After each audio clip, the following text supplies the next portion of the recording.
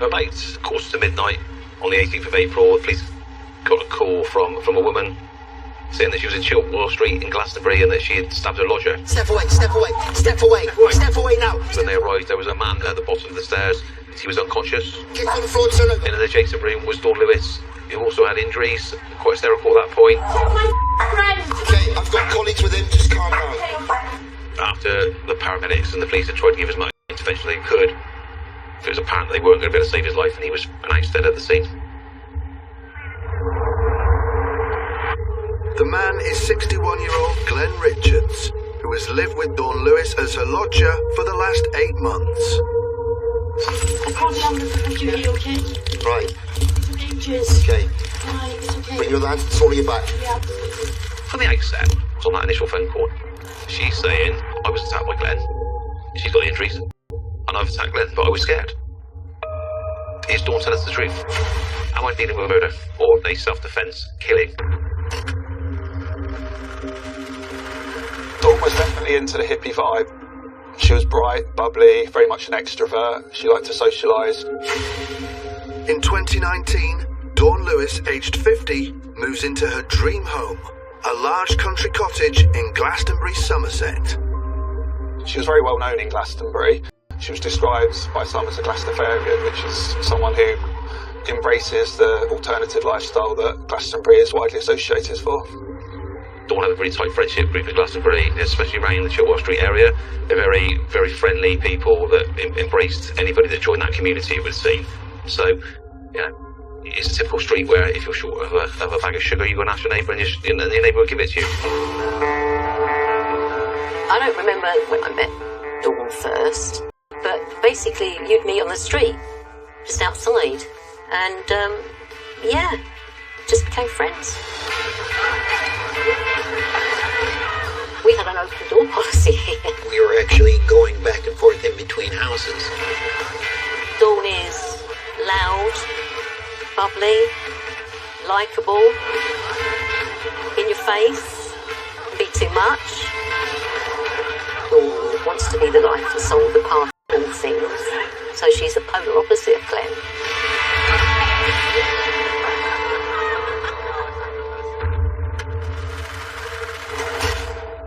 Dawn and Glenn first met while working in a charity shop. Dawn and Glenn had their differences, but I think they also had quite a lot in common. They were best of friends and spent a lot of time together walking the dog. Dawn helped him in everyday life, and Glenn as well is a helping person. He was very introverted and quite the opposite to Dawn in a lot of ways. Didn't live an exciting life, wanted to live a quiet life, didn't socialise much. Some may say dull and boring, but I think that was the type of life that he wanted to lead at that time. Dawn being very outgoing, free-spirited. Apparently she was flirtatious. She had been in same-sex relationships, but later disclosed she was bisexual. Then we look at Glenn, straight, single man. May have picked up signals which weren't there. That would be something that only those two would have known. It always came across that they were very supportive of each other, which is the only thing you can get from a really good friendship. I think that Glenn tried to keep her on an even keel. I think he was probably quite a reasonably good influence on her. In 2021, Dawn invites Glenn to move in with her as her tenant. I personally think that the only reason he moved in is because he thought he was helping her out, as he's been doing throughout the years that they've known one another. I can only assume that he gave up a secure tenancy to help her, because it was cash in her pocket. I could understand the benefits Dawn got from it, but I never understood the benefits that Glenn got from it. Dawn owned the house. She had purchased the house with a previous partner, and she had taken that house on herself. Quite a big house for one person and a dog, so at some point in the past she split the upper level into a separate part of accommodation with locked doors for her part of the premises, and any lodgers would have their own part of the premises. There were separate living rooms, separate bathrooms, separate bedrooms. Glenn found it more difficult to make friends, quite solitary at times, but Dawn, through their friendship, introduced him to other people as well, so he could build himself a life in Glastonbury. All we knew was that Glenn was a about Glenn really is what Dawn told us. It was very hard to get any sort of conversation from him. I mean, trust me, I tried. Really tried. He was just very, very pleasant. You just couldn't get to know him. Glenn would answer your questions. Yes would be the answer, but then he wouldn't elaborate on it anymore. He always seemed to be pretty subdued. Dawn would always invite him in. Oh, can I bring Glenn? Dawn wouldn't leave him on his own. So I was never sure whether Glenn actually wanted to go to these things. He would follow her like a puppy half the time. It's literally Dawn, Glenn. For somebody like Glenn, who might want a new start in life, he might find value in somebody like Dawn, who has confidence, who will take risks on his behalf to help him come out of his shell. And conversely, somebody like Dawn, he can help her be a bit more introspective and a bit more down to earth. But at the same time, it's about how they respect each other's differences and personalities. But within just a few months, Glenn's reclusive nature takes its toll on the friendship. It feels like Glenn is getting on a bit. He's getting older. He wants to move away from that lifestyle, whereas Dawn seems very much trapped in that space. And I think over time that's causing a rift between them, is causing irritation. You know, Dawn is irritated that Glenn's not her partner in crime as he used to be. Glenn's irritated about the noise and the constant disturbances. So you can see how trouble might be brewing. After being friends for over a decade, Glenn moved into Dawn's country cottage in Glastonbury towards the end of 2021, and I think that's when their relationship really started to deteriorate. It's quite unusual to find close platonic relationships, so it's very possible that they might have overestimated their connection and they might have initially overvalued their relationship. And of course, when they were in each other's space and living together, little issues can lead to arguments, and over time can become quite problematic. Dawn Lewis did use Glenn to her advantage when she wanted some work doing, gardening, the rubbish taken out, the dog walking. She would look to Glenn to assist her with that. There was occasions where she banned him from using the shower, except for one day a week, banned him from using the washing machine except for a particular day. So in every coercive controlling relationship there are rules and regulations, because that person is holding the power, and then if you breach the rules and regulations there will be a consequence in some way, shape or form. And this is quite clear that Dawn was taking full advantage of that power and control over Glenn, who was at that point in a vulnerable situation. He's become submissive to her, so to speak, you know, because it was her property. With the friendship under such strain, Dawn loses Glenn as the stabilising influence on her life. It seemed to me that Dawn was going downhill. She seemed to be forever drinking, and she was getting more out of control. Patricia was still a little more acceptant of her. I became a little more weary because of some of the things she would do. Kind of catch her in those porcupines that she would tell, and it's like, oh, wait a minute, she told you one thing and then told me something else, and I started backing away, going, not interested in that type of friendship anymore. You could see she was getting agitated, and you think that's over and above normal behaviour. George and I have seen Dawn flip on a switch. It made you see her in a new light. At one point, she flipped at George and got right up in his face, and I thought, where did that come from? And kind of from then onwards, you're very wary of someone that does that, behaves aggressively, and that just switches. If you came between Dawn and her obsession, I don't think my front door would have slowed her down. I had seen her get to the point of anger that even I got scared. And what we saw was Scary.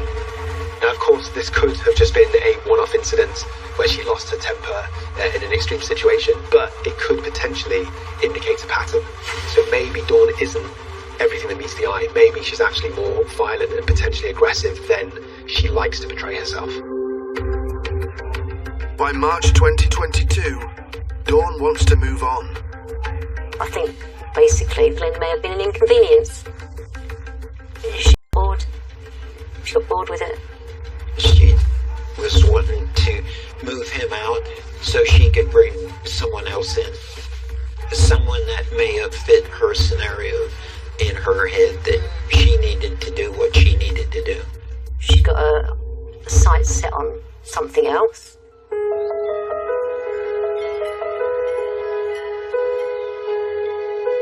Whilst Glenn was living in the house as a lodger, Dawn would have a lot of friends, very much an open door sort of policy, like it was in many houses in that street. One friend, who is well known amongst the neighbours, starts to spend more and more time at Dawn's cottage. Our friend would come down here to party, so we'd all be at the party group. And Dawn was part of that. Because of Dawn's behaviour, our group had become more fractured to a level that I didn't want to even cross her in the street. So when our friend did come down, it was a case of we'd be here and he would then go to see the other group members on his own. She paraded him up and down the high street going, "Oh, my new boyfriend." This is what she called him. I think she was putting a stamp on him. Dawn announces there is a new man in her life, and she lets it be known that Glenn's days at the cottage are numbered. I know for a fact, because he told me, that she'd asked him to move in, that she was getting rid of Glenn and wanted him to move in. But Glenn definitely didn't want to leave because he was trying to get his life where he wanted it to go. I think maybe even possibly he thought I made a mistake. She was supposed to be my friend. She told me that this would work. Now frozen out of Dawn's life, Glenn has nobody else to turn to and nowhere else to go. Dawn wanted him out. She made that perfectly clear. Glenn wanted to stay, and he refused to leave.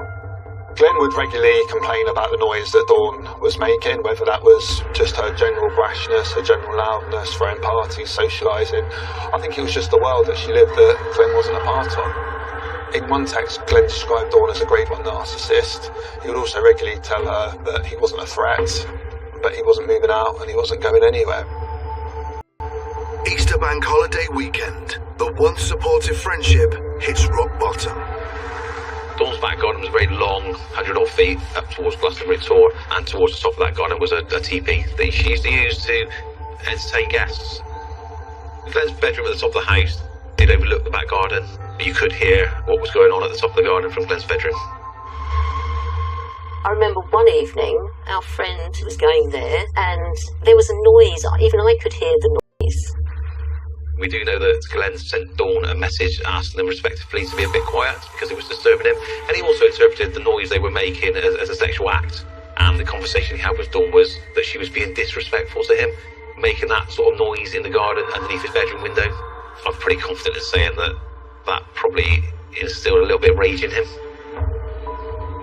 When we look at Glenn and with Dawn, he might have just been jealous of her, even just friendships with anybody else, let alone if there was anything intimate between them, which we will never know. Glenn wasn't needed as much as he was before. He wasn't that calming influence now. Now Dawn has got somebody else.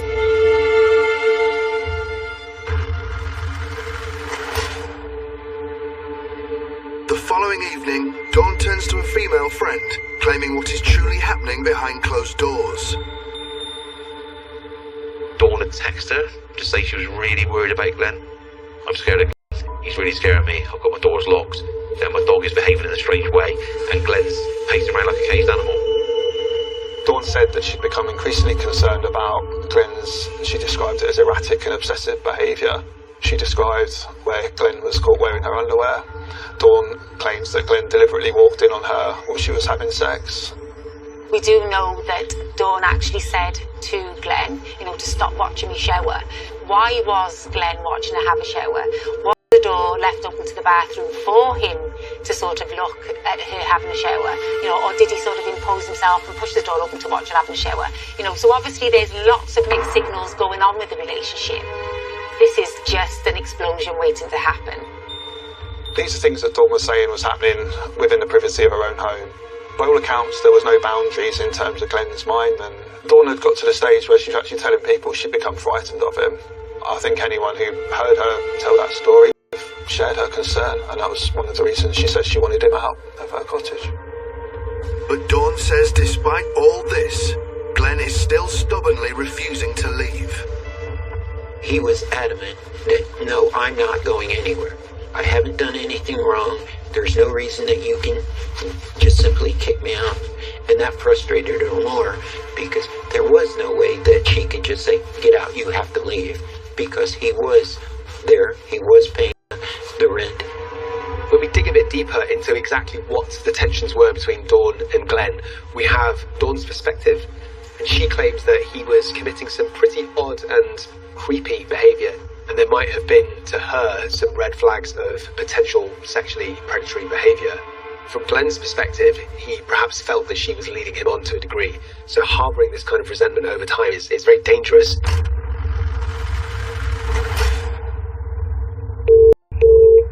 Is the patient breathing? Hello, hello. Hello, is the patient breathing? No, I don't know, I haven't touched him. He's a lodger, I wanted him out. He stabbed me in the leg. I took the knife off him, I stabbed him. The first people to get there is that situation you never want to experience as a police officer. Then emotions will start, by their very nature, running wild. Those police officers at that night will go into professional mode, I need to save this man's life. Move back, officer on the taser, step away, step now, step away. Glenn was at the bottom of the stairs, on the floor, he was unconscious. Move backwards, get on the floor, turn over. Right, put your hands out, do not make any sudden movements, do you understand? We're doing it now. They set about giving him the best first aid they can. Dawn Lewis, who also had injuries, and quite at that point. Stay on the floor. Right, that's fine, but check him. I'm wounded, but I'm not dead. Okay, I've got colleagues with him, just calm down. Okay. Don't make any sudden movements. Okay. Just sort him out. Alright, stay still. It was bloody, it was frantic. Dawn was laying on the floor, and she was actually screaming. And the fact that she referred to him as a friend showed that there was still maybe a feeling of affection there. I've got one male, has been confirmed. Stabbed, he's unconscious. The officers that initially attended were seen clearly to be treated stab wounds on his torso. It became quite clear that Glenn was in a critical condition and they wanted to give life-saving treatment there and then. So Glenn was taken out off the street and treated on the pavement outside.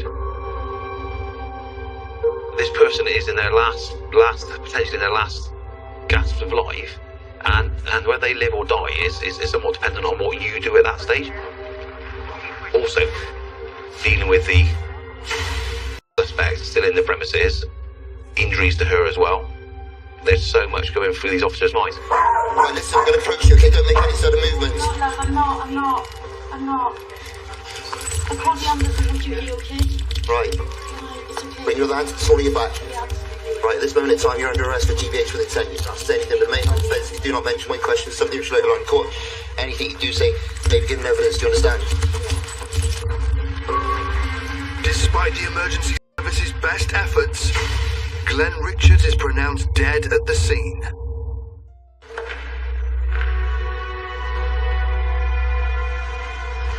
My job is to come in the next day and be able to be briefed on the case and what we knew so far and what needed doing afterwards. Ultimately, though, in my role, I want to understand exactly what's happened within that scene as early as possible to see how we can best interpret that scene to either disprove or prove that the victim was murdered, how, with what, and by who. Officers waste no time and cordon off her home as a crime scene. They had literally shut off the street in front of our house. You immediately go, what the heck's going on? You go out and the police are going, no, get back in your house, you can't come out. It was just police walking up and down the road, and we didn't know, have a clue what happened. It's something you would not expect. No, you never expect something like that. When we first arrived as the police, we tried to interpret as best as we can. What was quite apparent right from the start was that where Glenn was lying when we found him was potentially not the place that he was attacked. We found a number of knives. The first knife what we found was indicated by Dawn that that is the knife that Glenn used to attack her, and then she subsequently used to attack Glenn. In one of the living rooms on a shelf, we found a knife very similar in description to what we believe to be the murder weapon. And also in Dawn's bedroom, we found a further knife as well. The knives are sent off to forensics for analysis, while Mead attempts to make sense of the scene inside Dawn's cottage. All we know is that she says she stabbed her lodger because he attacked her. What I can say at that stage is that there was a particular area in his bedroom which would indicate there had been an attack in there. There was also quite clear evidence that somebody with a bloodletting injury had come down the stairs at some point, whether that's fallen or walked. And we also know that there was pooling of blood at the bottom of the stairs, which was consistent with where Glenn was found when we first arrived. All I'm left with at that stage is almost a blank canvas of me then having to piece together what's happened from using her initial call. Is the patient breathing? Hello, hello. Hello, is the patient breathing? No, I don't know. I haven't touched him. Clearly Dawn is upset, but she's still compos mentis. She's still able to have a normal conversation and answer questions. I'm intrigued about the veracity of her appearing to be upset and distraught. Just tell me exactly what's happened. Right, I don't know really what happened. He's a lodger, I wanted him out. He said no. I went to the door, he stabbed me in the leg. It's quite shocking how sort of calm is, you know, the initial hello, hello. If you stab somebody, you would be hysterical on the phone. I took the knife off him, I stabbed him, he fell down the stairs, I stabbed him again because he was trying to take the knife off me. Dawn was claiming self-defence. She claimed she thought that her life was in danger. If Dawn's story was true, then it's an incredibly scary experience. She's going into a lot of detail about what's happened. Certainly tells us that she stabbed him a number of times. But I just have the opinion is all about Dawn Lewis. It's all about, you know, I'm fine, don't worry about me, worry about Glenn, you know, I've done this horrible thing to him because he was horrible to me, but let's all worry about him now. Just the underlying thing to me is about self-preservation. I've called you, and he doesn't know what he's breathing. Does she come across as believable? You know, he listens to that call, is that somebody that's in shock, or is that someone who's genuinely upset? I don't know. We have 24 hours initially to interview Dawn. Obviously, I want to treat for her injuries first to make sure she's comfortable so I can get the best opportunities to get the best interview I can out of Dawn Lewis to find out exactly, in her opinion, what's gone on within that house. Dawn is ready to be questioned in custody. She was interviewed 7 times over the next 2 days, and throughout those interviews she answered no comment to all the questions we asked her. She's not denying in her initial calls that she stabbed Glenn. What she's saying is, I stabbed him in retaliation to him stabbing me, or in self-defence, to protect yourself. Is Dawn telling us the truth? Neil Mead has just 24 hours with Dawn in custody before he must either charge or release her. He turns to Glenn's past and makes a shocking discovery. I found out that Glenn had a previous conviction himself. Back in the early 2000s, Glenn had been convicted of killing his wife. Glenn's horrific past conviction changes the entire focus of the investigation. Police immediately delve deeper into his past. Glenn was an ex-sergeant in the Metropolitan Police.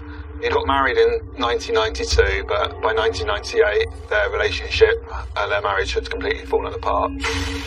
Glenn had suspected his wife of having an affair, and his jealousy turned into rage and hatred.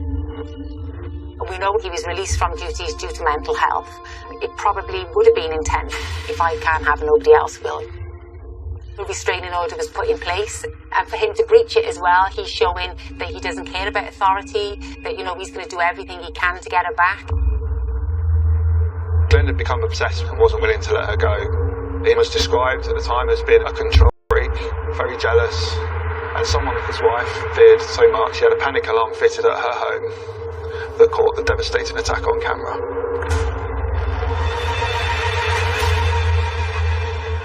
Glenn hangs outside the family house. His wife takes their children bowling, and after she returns, he knocked on the door. When she answered, he stabbed her 4 times in the chest and he killed her in front of his own 2 sons. We can see that he was a perpetrator of abuse and coercive control behaviour. done the ultimate. Glenn appears in front of a judge in the Old Bailey in March 2002. Glenn ended up getting a comparatively light sentence, so instead of a charge of murder, he got diminished responsibility, which downgraded it to manslaughter. And that would have been in the context of his mental health issues. This is the kind of case that I give evidence for regularly as an expert witness and forensic psychiatrist. So what it would have meant is, at the time, he and his defence team would have proved that Glenn had a mental illness which affected his ability to understand his own conduct, or to form a rational judgment, or to exhibit self-control. In terms of the impact that the murder that Glenn committed would have had on his children, I mean, it would be utterly devastating. They would have to mourn two parents, their mother who was killed, and also their father who would then go to prison for many, many years. In 2011, Glenn was released from prison on a life licence and probation and supposedly rehabilitated, obviously trying to keep his head down and just sort of integrate in society. Is that conviction relevant to this investigation? Obviously it's relevant. He's killed somebody in a domestic circumstance before with a knife. Is Dawn telling us the truth? She's living with a proven violent man that's previously taken her life. Does that add more credence to her story that she was defending herself? Or was she using that as a lever to, again, get people to believe that what she does was in response to him attacking her and her being scared? Well, to be honest, with Glenn, none of us knew about his history. All we knew about Glenn really is what Dawn told us. It was very hard to think that he would have done that. Neighbours discover why Glenn was so desperate to stay at Dawn's cottage. He had the plan in his head that he wanted to meet up with his son. He was striving very hard to accomplish that. So in order not to go back to prison for what he had done, he was doing what was ever required of him to stay out of trouble. There was a plan for Glenn to meet his sons, and part of the probation, the condition, was a fixed abode. So he needed to stay at Dawn's place to show he was trying to move forward with his life. And Dawn knew that. She almost used it as a tool of manipulation, knowing that she could push the boundaries a little bit, and it would be very hard for him to try and move out. To me, this is really a unique case. You know, you've got somebody who was a perpetrator of abuse to all of a sudden become the victim of somebody who's more controlling than you. But he still would have had that element of abuse and control and coercion because he was a perpetrator. But he's got to suppress that for his future. There's no dispute that he was stabbed by Dawn. The dispute is the reason why Dawn stabbed him. Faced with two aggressive individuals and no witnesses, Neil Mead needs a breakthrough. Dawn had 3 stab wounds to her right thigh. Very linear. We had a comment made by a doctor in A&E saying these injuries are self-inflicted. That obviously pricked my ears out when I was told that. If you get stabbed once, however deep it is, you're going to move because it hurts. So to stand there while she's stabbed 3 times in the leg and not move because these injuries are literally in a line down her leg, again, sort of increased my suspicion that they may well be self-inflicted. This is an incredibly hard thing to do psychologically because you want to make the wound deep enough for it to look credible, but at the same time, it's going to be petrifying. You're going to want to minimise the amount of pain and the amount of injury and disability. That's so unusual for me. I've never experienced it before. It made a real strong suggestion to me that there may be more to this case than initially seen. Neil Mead returns to the crime scene and considers the layout of Dawn's historic country cottage. There had been an assault that led to a bloodletting injury in the corner of his bedroom. So my view was at that stage, why would she then go into his bedroom? You're scared of somebody, why go into their domain essentially? Why go into the lion's cage if you're scared of them? So for me as a senior investigator, I'm saying at that stage, there's nothing more I can do with Dawn in custody. This is as far as I can take this. I'm going to go to the CPS and ask if I can charge. Dawn Lewis is charged with the murder of Glenn Richards. It was shortly after that when our friend made panic knock at the door. A man man who Dawn described as her boyfriend has unexpectedly arrived at Chilkwell Street. He looked terrible, absolutely awful. He was in shock. You just knew something was wrong, so we put him in and we just went, what's wrong? He said, I think I've missed something out, and I think it might... Peter, leading the investigation. I'm keen to know what he's got to say. The man Dawn Lewis sometimes described as her boyfriend gives a statement to the police. Earlier in the evening, he's had a video phone call from Dawn. And during that video call, he says that she's obviously upset with the situation with Glenn. But then goes to tell us that on that video call, Dawn is waving a knife around. And she says, what should I do? Should I just stab him and then stab myself and make out that he attacked me? And Dawn turns and shows him right at the top of her thigh. From where he indicates she was going to stab herself is exactly where Dawn stabbed herself, literally hours before she killed him. I'm going to stab him and then I'm going to stab myself. And what happened? That was within hours of it happening. So was she scared of him, of Glenn? No, she bloody well wasn't. The police hand over the new incriminating evidence to the CPS, and the murder trial of Dawn Lewis begins at Bristol Crown Court. At the start of any murder trial, there's quite a lot of anticipation. The courtroom reflected the community. There were supporters for both Glenn and for Dawn. But if Dawn was able to prove that she did act in self-defence and the jury believed her story, then she would walk free from court at the end of the trial. Dawn pleads not guilty to murder. Through this case, what was always in my mind was, I've got a man that he's got a violent past and had previously taken somebody else's life in really horrific circumstances. So right through this trial, it was always on the balance. The prosecution opening began by playing the 999 call. He's a lodger, I wanted him out. He stabbed me in the leg. I took the knife off him. I stabbed him. I stabbed him again. It began by playing the police body worn footage, which shows Dawn being arrested. Move backwards, move backwards. Get on the floor, get on the floor, turn over, turn over. They really tried to paint a picture and bring to life the horror of what happened in that home in Glastonbury into the courtroom. The prosecution called George and Patricia to the witness box. It was stress. I didn't want to be there, but you have to do your thing. You have to say it as it is. Which is hopefully what I did. You looking at Dawn, sitting in the dock, and you don't want to be the person to say something that puts it over the edge. But I have to be honest.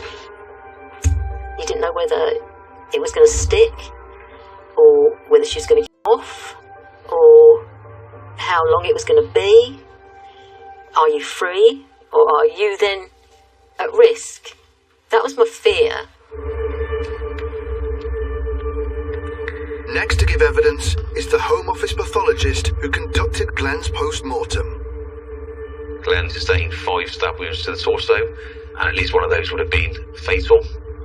Also, there was some wounds to his hands, suggest that he may well have put up a fight against the knife. But at this stage, Dawn's story could be true. The injuries to Glenn could be caused in a way that Dawn fantasising about how he would have carried out the killing of his former wife differently. She said at one stage, I was terrified that he was just going to jump out and kill me, and claimed to be living with that constant fear. Really trying to paint a picture that she was terrified that she was going to die in the attack, and really playing on the emotions and the fears that generated. What she didn't count upon is her friend coming forward. As a journalist, you try to go into things with an open mind. You're not there to judge yourself, you're there to report on the facts and the evidence as it's been presented to court. But there are some moments in trials, clearly, when it has an impact. The man Dawn used to describe as her boyfriend takes the stand. The poor guy spent 2 full days in the witness box. That is stressful. I mean, he was just coming down here for a relaxing day with the buddies, and all of a sudden he's in the middle of a murder trial. He details their video call for the jury. It was not just the fact that he'd outlined the murderous intent of Dawn that day, but it was the level of detail and description in which Dawn had described the attack that she planned to him, including physically mimicking a stabbing motion, and how she would then claim self-defence That for me was such compelling evidence that I feel really Dawn struggled to come back from. Dawn probably thought by telling her friend what she was going to do that they weren't going to disclose her plans to the police, but to have that self-assurance speaks volumes of what Dawn was as a person. She's got such power and control over Glenn that perhaps she thought this was spilling into the friendship with this new person she was friendly with. After the closing statements, jury retire. Ultimately, it came down to, did they believe what the friend was saying? If they believed what he was saying, they couldn't do anything but convict. I genuinely didn't know what the jury were going to find. The concern was that when we came home, she'd be in her house, knowing that we had sat on the stand going, this is what we heard, this is what we seen. She may have animosity toward us, and the next thing you know, you're the next target. So, yeah, it was fearful because we didn't know whether or not it was going to be safe to come back to your own home. The jury deliberate for 9 hours. They come back 11-1 guilty for murder. The judge accepts a majority verdict, and Dawn Lewis is sentenced to life in prison with a minimum term of 20 years. One of the most moving parts of the whole proceedings for me was listening to Glenn's son's victim impact statement. He witnessed Glenn kill his mother as an 11-year-old child and hadn't seen Glenn since that fateful day. But it also transpired that just 2 weeks after Glenn died, he was due to meet Glenn for the first time through a restorative justice programme, where he was finally able to speak to Glenn, try to bring a small amount of closure for what happened 20 years previously. Dawn cheated him of the chance to confront Glenn about what had happened, and for that you can't feel anything but complete and utter disgust. She's been exposed as a very manipulative person that was quite happy to kill somebody else to get to her own means. She wanted Glenn moved out of the house. There was an easy solution to it. One phone call to probation and they would have moved Glenn out of that premises. But she chose to concoct a story where she could kill Glenn. In my eyes, Dawn's a typical perpetrator of abuse. She's reeled, basically, a vulnerable person in, regardless of what he's done prior to that. As a convicted killer, with his past history as well, he would have been controlling and jealous. But I do believe this instant that Dawn was the more controlling and dominant person in this relationship, and he had to be submissive and vulnerable because he had one goal ahead of him, and that was to build some sort of relationship with his sons. Dawn will be in prison until at least 2042, but the shadow of her crimes still hangs heavy on the once happy neighbourhood where she lived. This is my home forever. It absolutely disrupted the street here. There were great friendships down here, but now everybody's got kind of secluded now. It put fear into a lot of people where there was no fear before. From someone that you thought was your friend, I think that she honestly believed that she... Please, how can I help? There was a 999 call received from dog walkers that had found a suitcase on a lay-by just near the road. People came across the suitcase and opened it, and inside was the remains of a person. Local people found it extraordinary that such an incident could happen here. For a murder to happen, not only a murder, but a murder on this scale, it was absolutely shocking for the community.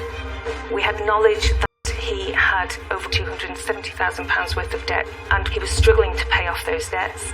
There was blood absolutely everywhere in that room, on the sofa, on the walls and on the ceiling.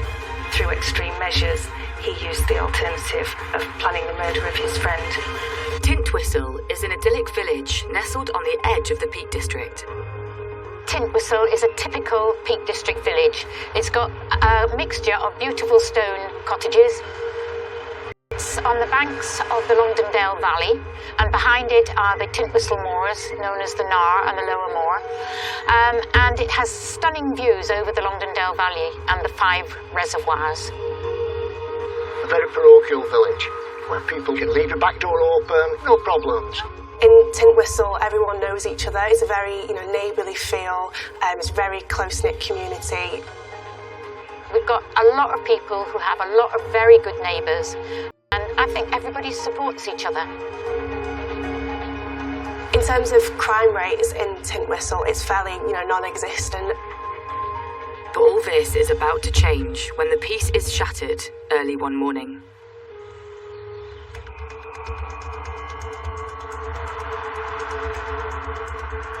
On the 10th of October, there was a 999 call received from dog walkers that had found a suitcase on a lay-by just near the road. The location was on a main road that went between Manchester and Sheffield, and it dipped down a little bit into Derbyshire. It was a car park off the main road, but it was an area that was quite popular for walkers. As you come into Tintwistle from the east, you go along what's called the Woodhead Pass, and this particular suitcase was dumped just over the wall as you go into the village beside the first reservoir. As I remember, like this, people passing by this lay-by and came across a suitcase and opened it, and inside the suitcase was the remains of a person. Police are immediately dispatched to the area.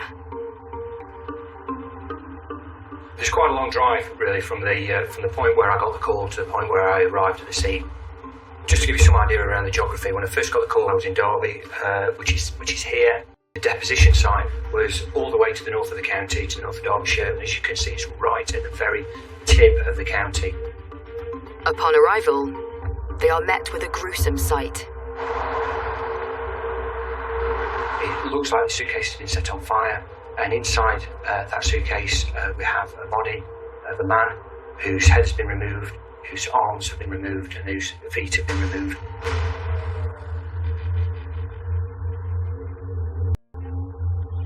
It was a Samsonite suitcase that was in an extremely charred state, but then it became apparent, and we had a human torso that had been extremely cruelly dismembered and burnt.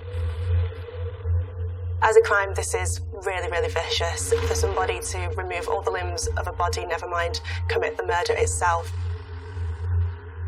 Derbyshire Constabulary launch a murder investigation, and news of the horrific find soon spreads around the village. Oh, like chicken pox. Everybody talks about it, we all know about it, you go in the local shops. Have you heard? In Tintwistle, it's a really neighbourly community. Everyone knows each other. If there's gossip, someone down the road will know about it in 10 minutes or so. Considering the crime rate was fairly non-existent for a murder to happen, not only a murder, but a murder on this scale, it was completely shocking for the community.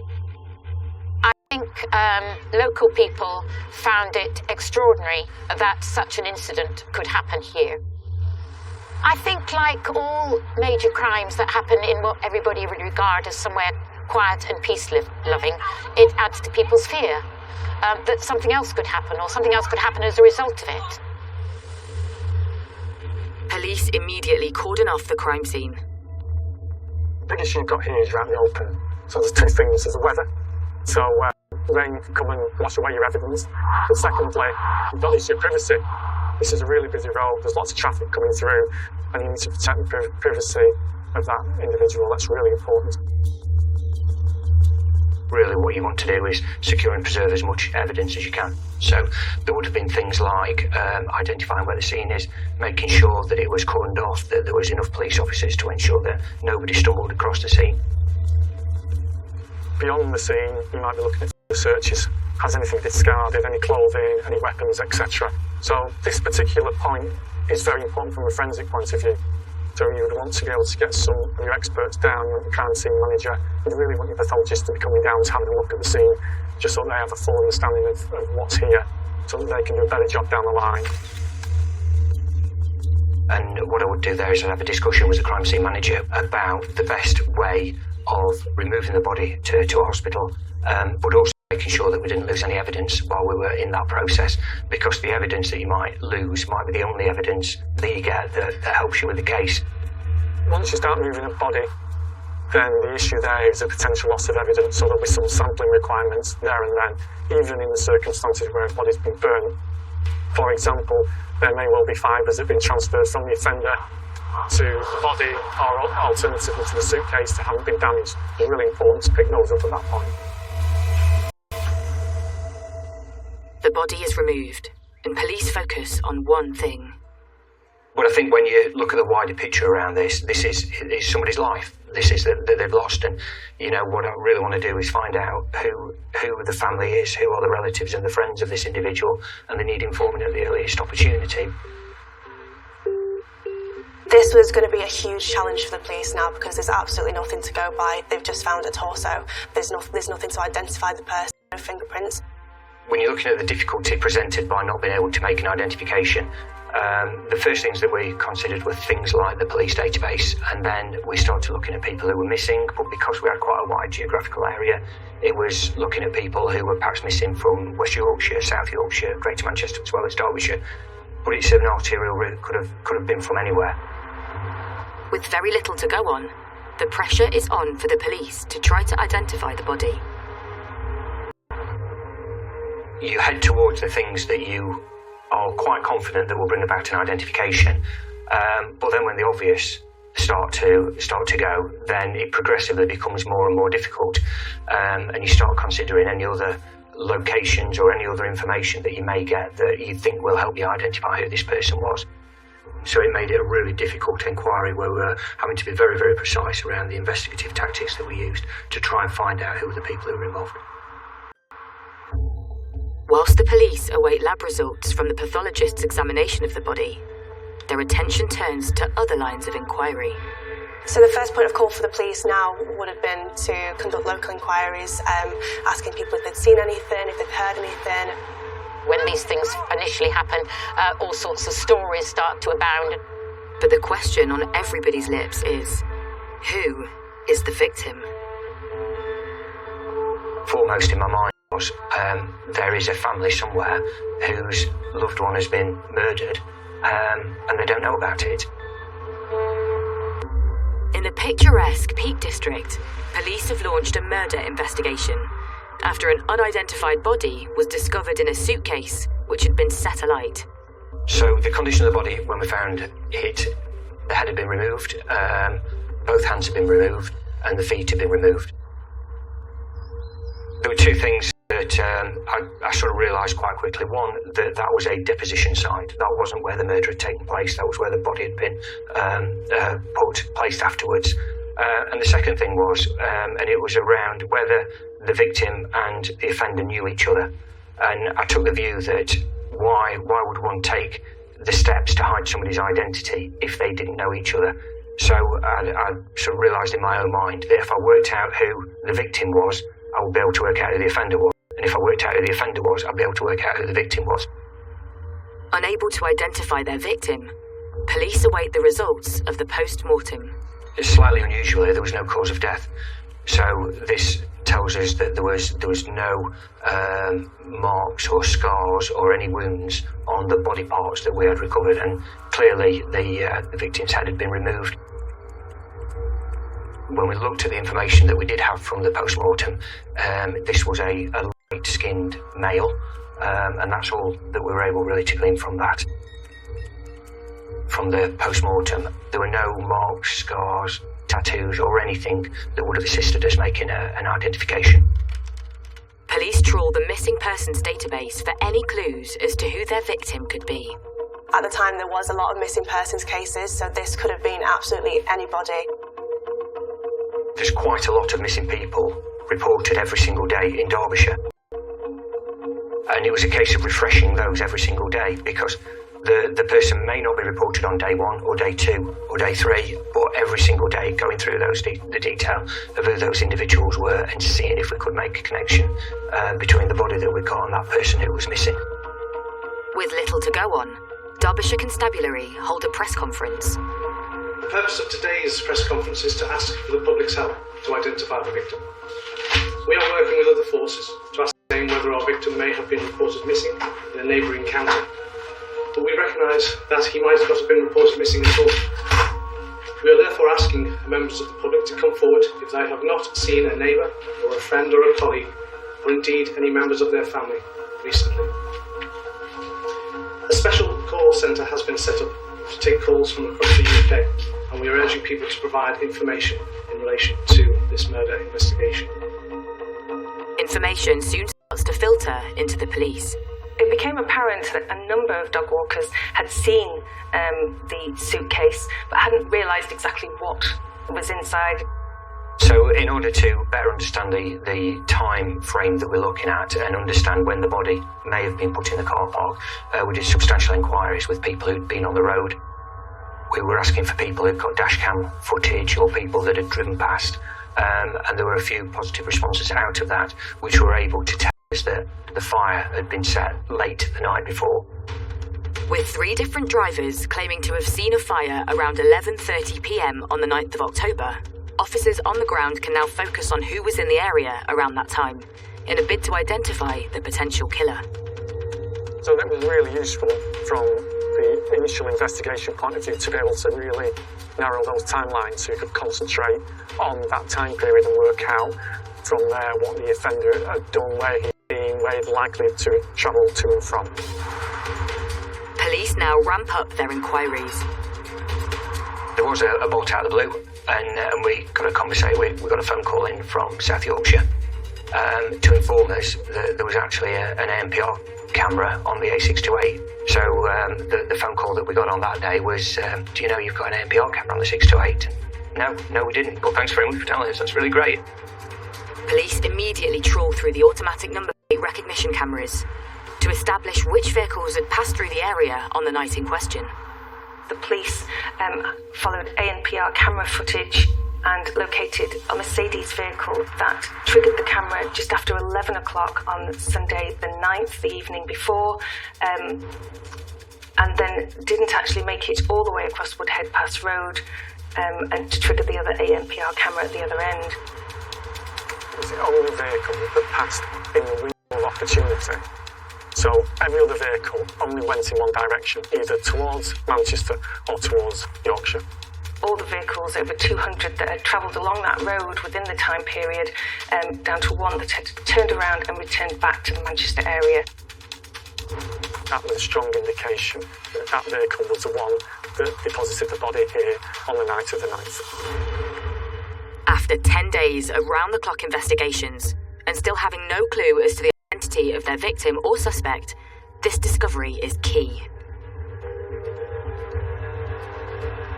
The Mercedes triggered the camera on the evening before between 23:09 and 23:26. So straight away that was something I was very interested in, and we started to make some inquiries as to who might be the owner and what might be the significance of that vehicle. This was absolutely key in the investigation. After 10 days of not finding anything, they needed to find out who this silver Mercedes belonged to. As it happened, the vehicle didn't have any insurance, and so there was a reason to go and stop it and speak to the driver and have a look at the vehicle. After further investigation, police discover that the vehicle is registered to someone living in Manchester. So the owner of the vehicle was somebody called Ming Jiang.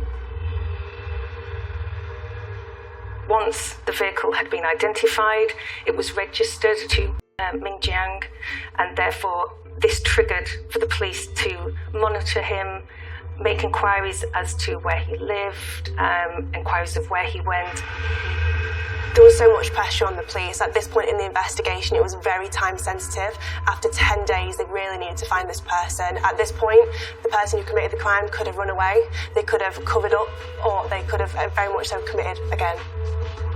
Initial inquiries reveal Ming Jiang lives in Manchester, so Derbyshire Constabulary enlist the help of their colleagues over there. When Greater Manchester Police assisted us, they were able to locate the vehicle, and because it was driven without any insurance, we were able to seize it. And when we seized the vehicle, we were then able to forensically examine it. And what I was looking for in that forensic examination was to find any evidence that might link to the body that we've got and the scene that we'd preserved some days before. The police found a speck of in the rear that was the size of a 10p coin. This was a really, really big moment in the investigation. What I would be looking to find out there is a blood spot in the boot of the vehicle, the same as the blood that we found at the scene. So the DNA was sent away for comparison. It was the longest 24 hours I can imagine. Eventually it came back, and it came back with the news that we were really hoping for, and that was that the blood in the boot matched the DNA of the blood at the scene. The blood match in the boot of the car puts Ming Jiang at the forefront of the investigation. I felt this was the first time we were getting a breakthrough, and first time we were getting an indication as to what may have taken place here. So as soon as we got the positive information about the DNA hit, it was a case of let's get this person arrested at the earliest opportunity.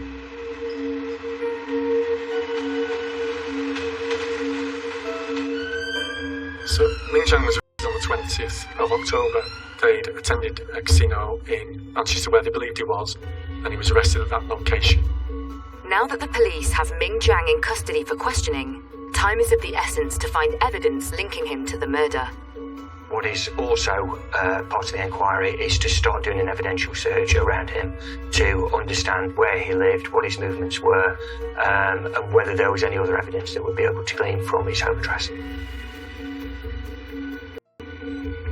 The police searched the home address and they found bloodstains all over the carpet. There was blood dispersion across all of the walls. They had been painted over and quite a shoddy clean-up had taken place. It was an extensive clean-up, but there was still blood throughout the flat and in the bathroom. There was traces of blood absolutely everywhere that weren't immediately apparent to the eye, but there were things like the blood had seeped through the laminate flooring. There was blood that was soaked into the cushions on the sofa. There was blood on the walls and on the ceiling. So the scene was a really rich source of evidence for us. The main evidence we got were 2 finger marks in blood. So we got one under a table, and the evidence you're really looking for there is the offender's fingerprint in the victim's blood. And getting that in 2 places was very, very critical evidence. At this point, it's absolutely safe for the police to say that the murder took place in this apartment. Days into the investigation of the body in the suitcase found in a Derbyshire village, police have discovered a car linked to the murder and have made an arrest. A forensics team investigated the car. They swabbed the blood. This matched the torso that was found in the suitcase. So at this point, the police were then able to arrest Mr. Ming Jiang. Forensic tests reveal the blood on the torso in the suitcase is a match for the blood in Jiang's flat in Manchester, making Ming Jiang their #1 suspect. So the investigation moved over to Manchester because it became clear from the Derbyshire point of view that the offence had actually taken place in Manchester. As a result of their inquiries, that took them to the flat at Falconwood Way in Beswick, and as a result of what they found there, they felt very strongly that that was actually the place of the murder, and so as a result of that would then become a Manchester investigation.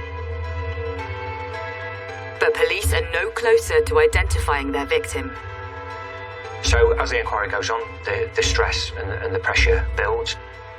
As a senior investigating officer, it's a privilege to do that role, but you do take the responsibility of having to investigate the death of somebody, and you owe that responsibility to the family of the victim. So I was really concerned about finding out who that was and getting that information to them at the earliest opportunity. However, searches of their suspect and his car have led to a discovery.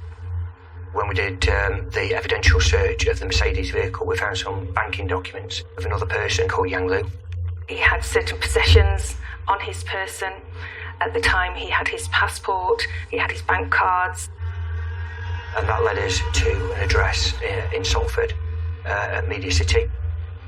And there were some lines of inquiry that we needed to conduct at that address and find out what the relationship was with this person and how they fitted into the inquiry. Police immediately sent officers to Yang Lu's address. There was no answer, he was nowhere to be seen by anybody. So I made the decision that we were going to force entry into that apartment and find out really who this person was. So we forced entry into the address at Media City. Nothing particularly remarkable about at the address.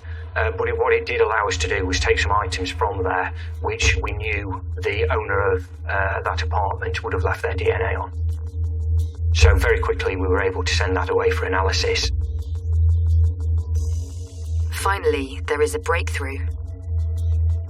Results come back matching Yang Lu's DNA to the torso, as well as the blood found in Ming Jiang's flat and car.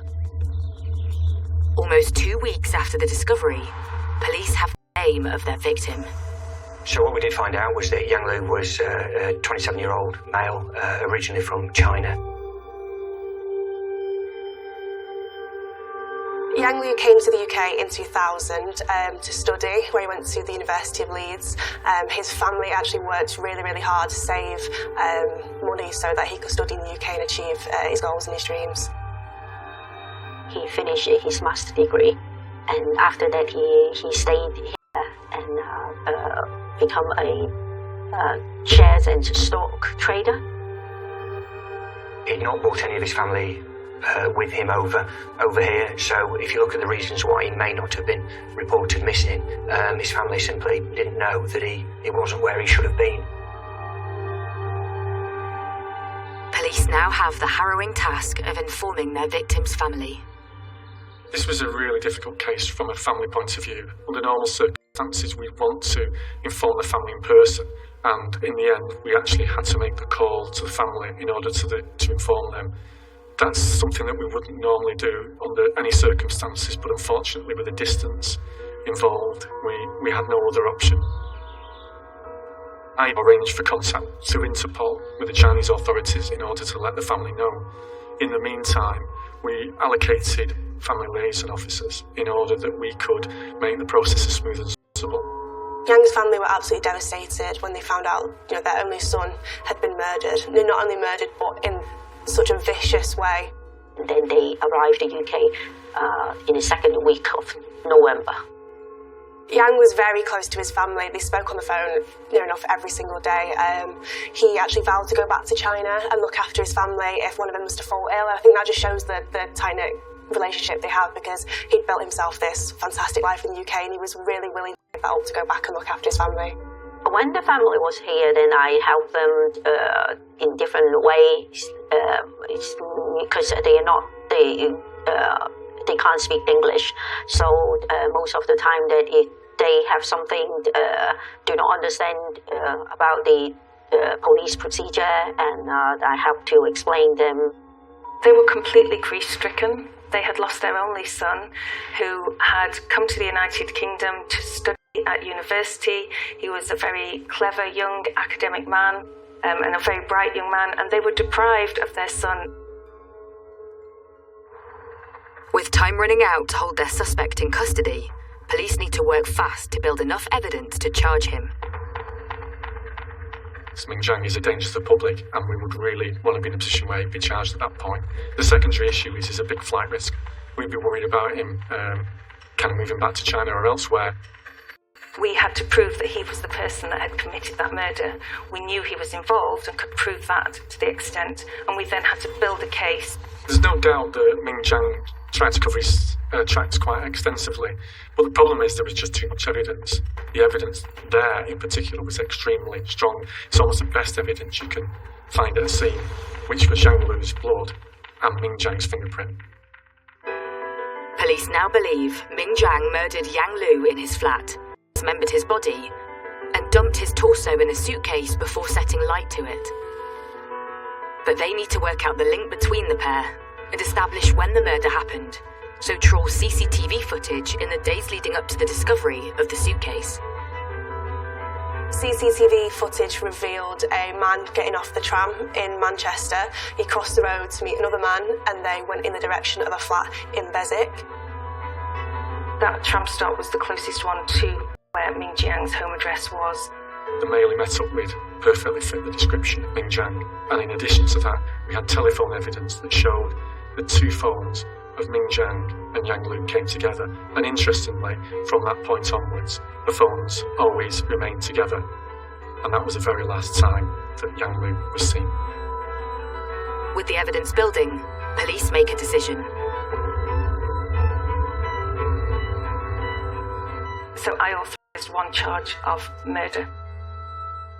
Ming Jiang denies any involvement in the murder, so the police and prosecution need to build a case for trial and establish a motive, meaning they have to delve deeper into the lives of the two men. Yang Lu was definitely a responsible young man. He invested in stocks and shares, and he knew how to make money. He was very clever in that sense. He'd built himself this brand new life in the UK. He really had a bright future ahead of him. Yang really enjoyed gambling. He was a very big gambler. He'd go to casinos quite often. He always gambled within his means, though. He was never irresponsible in that respect. Even though he had the money to gamble, he never went above and beyond. So Ming Jiang was in a very different situation to Yang Lu. Ming Jiang was originally from China. He moved over to the UK. He lived in the Beswick area in North Manchester. He rented that flat. At the time of the murder, he really was in serious debt problems. He'd spent quite a long time at casinos. He was a regular gambler. In fact, so much so that he had VIP status. We believe that they met in a casino when they shared the same interest to gamble. They met in the Manchester casino. But Yang Lu could never have imagined that their relationship could be so deadly. Ming Jiang was very well known in the casino community. In some casinos, he had quite specialised status due to the large amounts of money that he was gambling. Yet in other casinos, he had markers on him due to his erratic and volatile behaviour. It was my understanding that he was a great fun guy to be around when he was winning, but it was a very, very different case when he was losing. He lost a huge amount of money, and as far as we know, he's of a £200,000 debt, and he's been chasing by the debtor, the creditor within the community. It was the Crown's case that Ming Jiang had accrued extensive debts.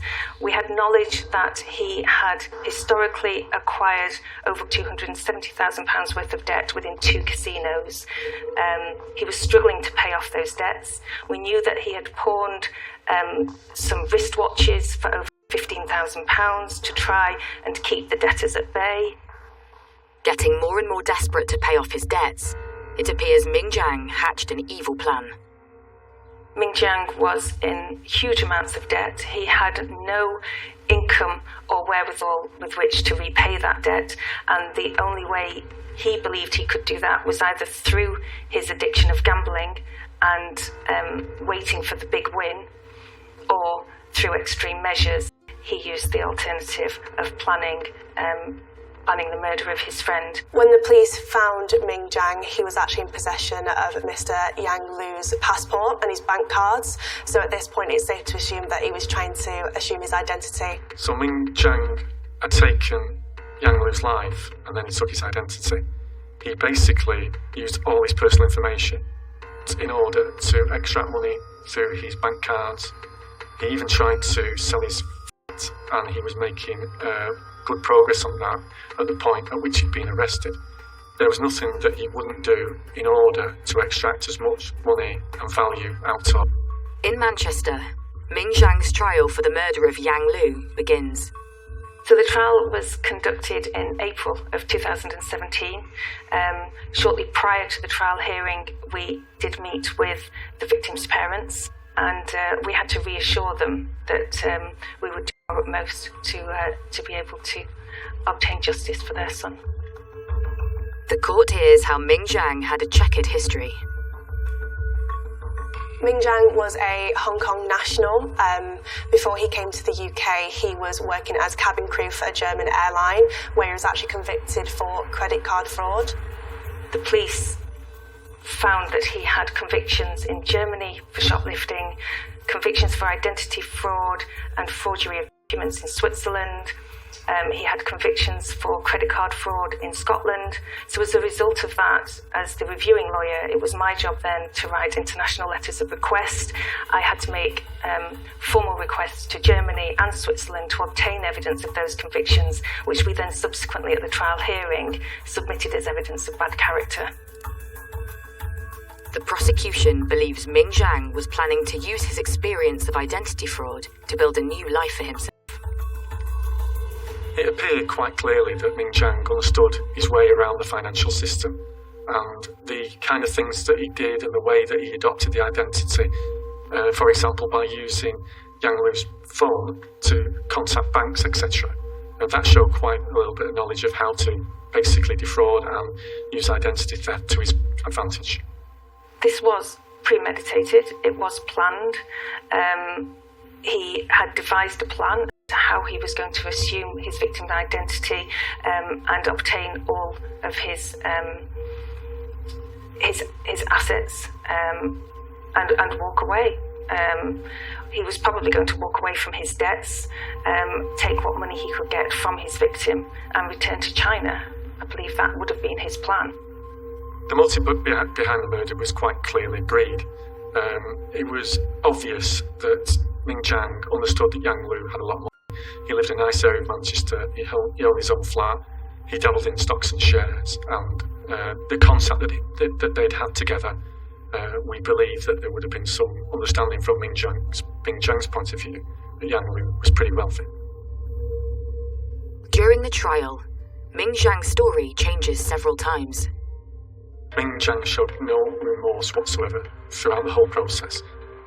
He came out with bizarre and incredulous accounts, changing the overall story on a number of occasions. Initially, he claimed that Yang Lu was an escort and that they were in a relationship. There was absolutely no evidence to support that. So he wasn't consistent in his account that he was providing to the police. He did pursue that through to the trial hearing and maintained that it was a different Chinese male called Mr. Wong who had committed the act of murder, and he tried to distance himself by using this fictional character. He later on claimed that there was a kind of third-party gangster-type individual who was involved that Yang Lu owed money to. Again, from an investigation point of view, we were able to show that that simply wasn't the case. Ming Jiang fabricated Mr. Wong, and he gave the phone number to the police. However, when the police checked the record of the phone, and it's found out that the phone number is only created a date before they believed Liu Yong died. So all the explanations that Ming Jiang provided were easily discounted and showed that he was just making things up as he went along. The jury has shown CCTV from the night police believe Yang Lu was murdered, in a bid to prove that Ming Jiang was the last to see him. The evidence we used, we had a digital sequence of events that displayed all of the CCTV footage and the appropriate stills. So we had the stills showing that Ming Jiang was friends with the victim and that they had attended the casino together on the 3rd of October, and then subsequently Ming Jiang had clearly lured him to his flat on the 5th of October, and we had a still digital photo of Yang Lu leaving Metrolink tram stop at Velo Park, which was the closest one to Ming Jiang's home address. From a CCTV point of view, that was the last point at which Yang Lu had been seen, so that was on the 5th of October. So his movements shortly after the time that we believe that he had killed Yang Lu, he used the bank cards that he'd acquired.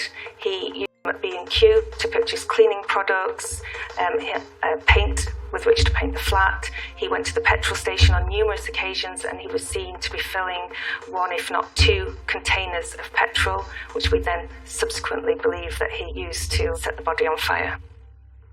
Having killed his supposed friend and made attempts to clean the evidence, it appears Ming Jiang goes back to doing what he loves best. In the early hours of the 6th of October, Ming Jiang spent 30 minutes at the casino. He also spent time at the casino after the deposition, so in the early hours of the 10th of October, he spent around 4 hours, and if you can imagine, he's literally just taken the torso of the body, he's dumped it up in Tinswhistle, and then he set it on fire, returned back to his flat, and the first thing he does, he's head to the casino to spend Yang Lu's money and gamble. His actions aren't the actions of you would expect a normal person to do. And it's a terrible thing to murder somebody, but then to murder somebody and dismember the body and then dump it and set on fire, it's just an incredibly callous act, and it probably speaks a lot about his character. After hearing the evidence, the jury retires to consider its verdict. So the jury in this case sat for 4 weeks, and under normal circumstances you generally expect around about a day's deliberation per week. So under normal circumstances it would take 4 days to come to a decision, but in this case it only took them 4 hours, and that shows you really how overwhelming the evidence was. After weeks of evidence is a very short period of time, and I believe would demonstrate that they were absolutely sure in a very short space of time that Ming Jiang was guilty of this offence.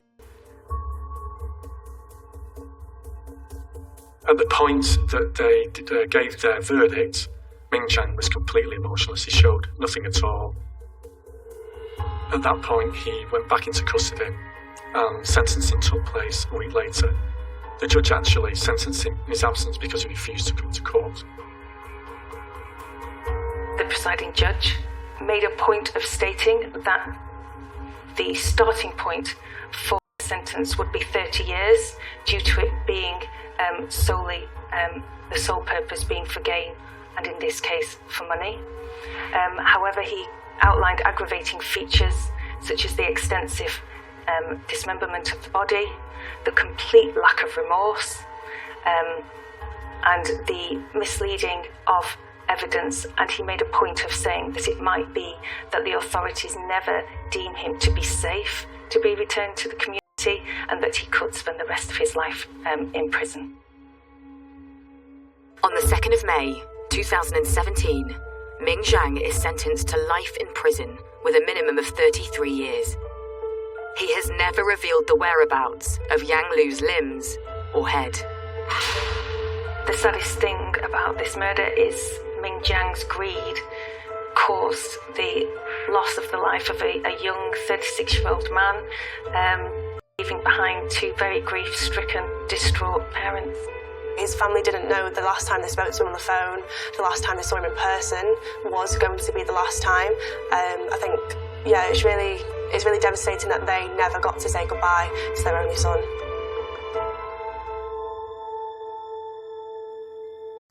This case will always be with me. I will always remember it. Nancy Blackburn and her husband Ian were found in the trunk of their car Monday night. Nancy had ligature marks consistent with strangulation. God, he hogtied her while she was still alive.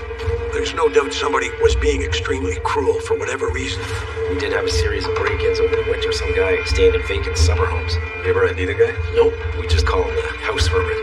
As soon as I walked in the door, I hear, "Don't move or I'll shoot." Listen, you think you could describe the guy to a sketch artist? Absolutely. At this point, we believe the house hermit is the one responsible for the Blackburns' murder. But we get no clue who he was. If you think you see him, do not approach him. Clear? Call 911. He is armed and extremely dangerous. We had to find this person.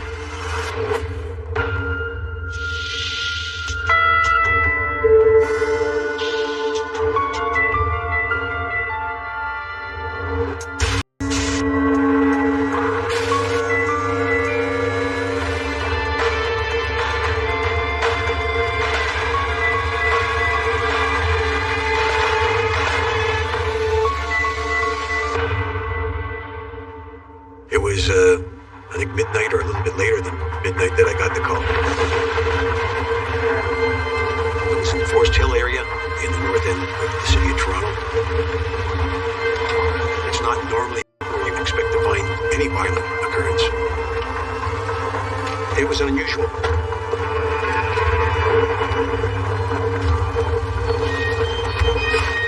What do we got? 2 victims, Ian and Nancy Blackburn, reported missing. Caller told me earlier today. The cottage up there. Where are the bodies? In the trunk of Nancy's car.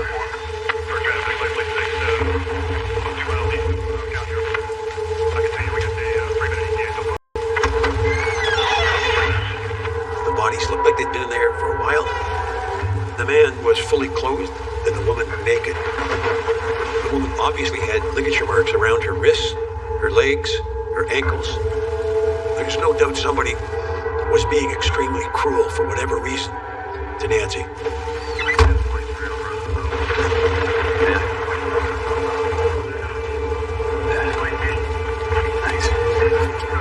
In the car, there was a tissue, and the tissue appeared to have blood on it. We weren't sure whose blood it was. Call up forensics truck. Tell them to take the car. The body's still inside. Nobody touches the thing in there. You already checked the house? Yeah, just mail, newspapers from a couple days ago. It's probably when the crime happened. The house is pretty clean otherwise. Nothing seems to be missing. Any signs of violence? No, but the forensics team hasn't gone through it yet. We found the bodies. Jamie Osborne, the nephew. It's shocked.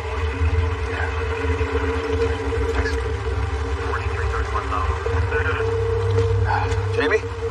Detective Doug Grady. I understand you're the one that found them. Yeah. How long have they been missing? I don't know. My dad asked me to check up on them. When I got here, I noticed the cat didn't have any food and water, and I thought that was weird. So I checked the car and popped the trunk. What made you pop the trunk? My dad asked me to. When I couldn't find them. It seems like an unusual request. Check the trunk for your aunt and uncle. Why would anyone do this? They're good people. I don't know, Jamie. But we're gonna figure it out.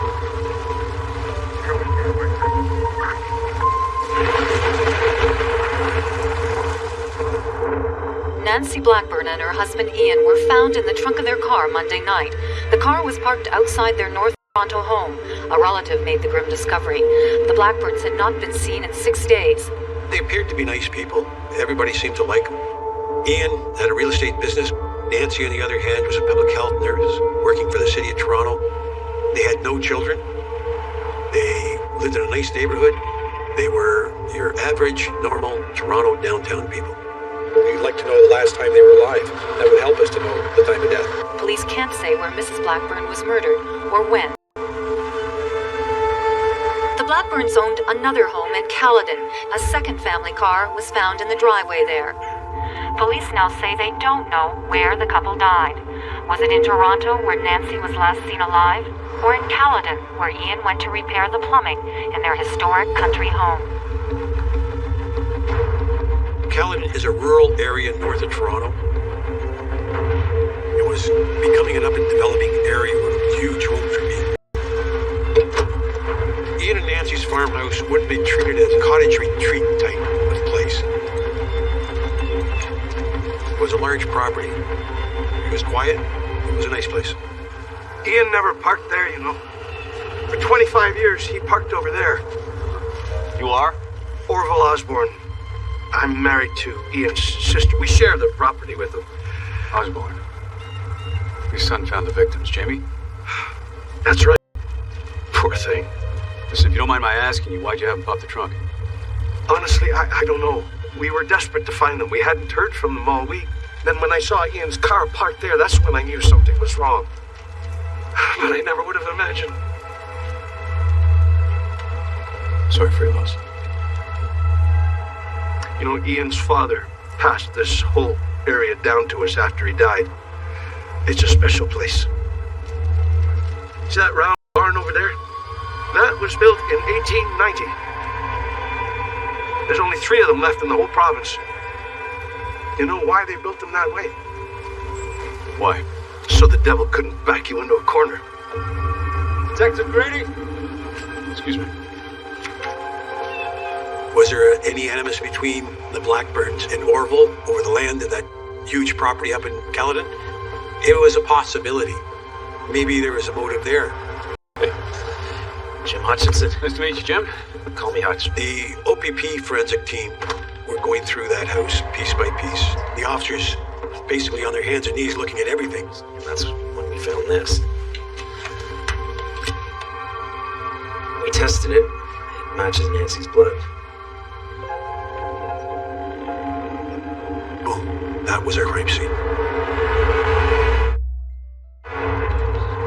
The tissue with the blood on the front seat came back.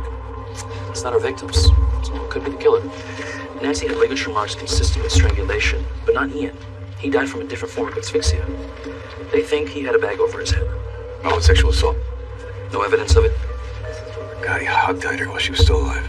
Her arms were tied behind her back and her ankles were tied to the wrists. The severe wounds to her were such that she must have been in a lot of pain at that particular point. The person who did it was just throwing her around like a suitcase. So now you basically go back and try and figure out where your victims were, what they were doing at the last point that they were alive that you know of. All right. Ian, last seen, leaving work Tuesday night, 5 p.m. He's going to Calton to check on the cottage. Okay, this is Nancy's last activity. She calls a friend from the Toronto home at 7 p.m. that night. She's looking for Ian. Check this out. Phone records. Approximately 1 hour later, 7:56, 5-minute phone call from the cottage to the Toronto home. But after that, we got nothing. So, what was said during that phone call? The interesting thing is that the phone call occurred and Nancy drove up there. We don't know if it was a request from Ian for her to come up or from the suspect. Why did that person have to have Nancy come to the cottage? Okay. Is there a lot of crime in Calton? Murders, missing persons? Not usually, but 2 guns were stolen from Blackburn's neighbor in Caledon. And Caroline Case, she's a Toronto woman. She went missing after she left her shop 6 months ago. What happened to her? 47-year-old Carolyn Case, who was last seen at her import store, Bloor Street West in Etobicoke. About 12 hours after she was reported missing, her wrecked Mercedes-Benz station wagon was found in a ditch near Caledon, north of Metro. We searched the area for days. She's still missing. We had these 2 cases. The Blackbirds who were taken from Caledon. Bodies are found in Toronto. And then we had Caroline Case abducted from Toronto and taken to Caledon. That was something we had to investigate further. Anything else? We did have a series of break-ins over the winter. Some guy staying in vacant summer homes. You ever ID the guy? Nope. We just call him the house vermin. This person who was doing these break-and-enters, it seemed to be unusual, but it didn't seem to be violent. We're gonna dig into that. Okay. I'm gonna focus on closing out the family. So now we have to start answering the simple questions, like who would have a motive, opportunity, or means to do this? What you do in most investigations, you start close to the family. There's something different about funerals where somebody's murdered. People will sometimes look around and wonder, is it you? Is it you? Because nobody knows.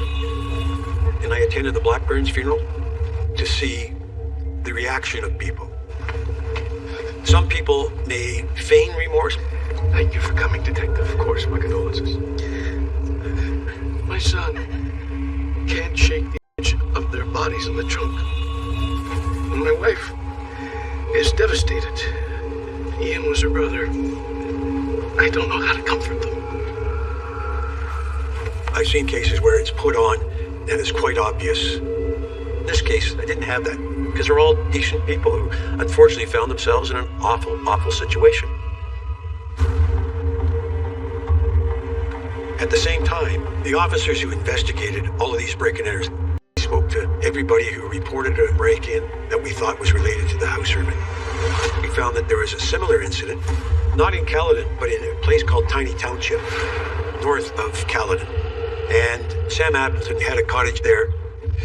We were just stopping by to see how this place weathered the winter. My wife Rose stayed in the car. As soon as I walked in the door, I noticed the TV cable was running up the stairs into the bedroom. The door was closed. It was very warm in there, and the smell was horrible. Then from behind me, I hear, "Don't move or I'll shoot." And I see a gun. And then the man said, "Don't look at me." Can you describe the gun? I don't know, a handgun. Then he had me come back down the stairs and come lie down on the floor, right there.